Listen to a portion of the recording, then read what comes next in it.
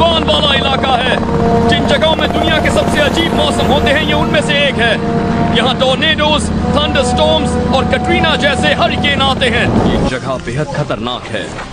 पानी का बहाव बहुत तेज है। यहाँ तो मौसम भी कड़ी परीक्षा लेता है। इसे पार करना आसान नहीं है। यहाँ एक कदम आगे बढ़ाओ तो 2 कदम पीछे आ जाओ। ऐसी जगहों पर आप ज्यादा तेजी से सफर भी नहीं कर सकते, लेकिन अगर आप ठंडे दिमाग से काम लेंगे तो हो सकता है आप जल्दी से और आसानी से इसे पार कर लें।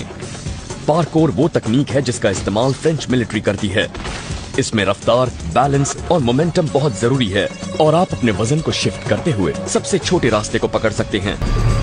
किसी ऊंची जगह से हम पूरे इलाके को देख सकते हैं और अंदाजा लगा सकते हैं कि आगे कौन सी चुनौतियां आएंगी।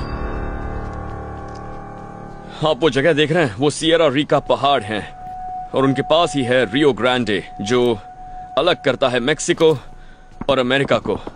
उन सीमाओं पर सबसे ज्यादा गश्त लगाई जाती है। वहां पहुंचा तो कोई ना कोई मिल ही जाएगा, लेकिन यहां से वहां का इलाका मानो ऐसे कह रहा हो जैसे हिम्मत है तो मुझे पार करो।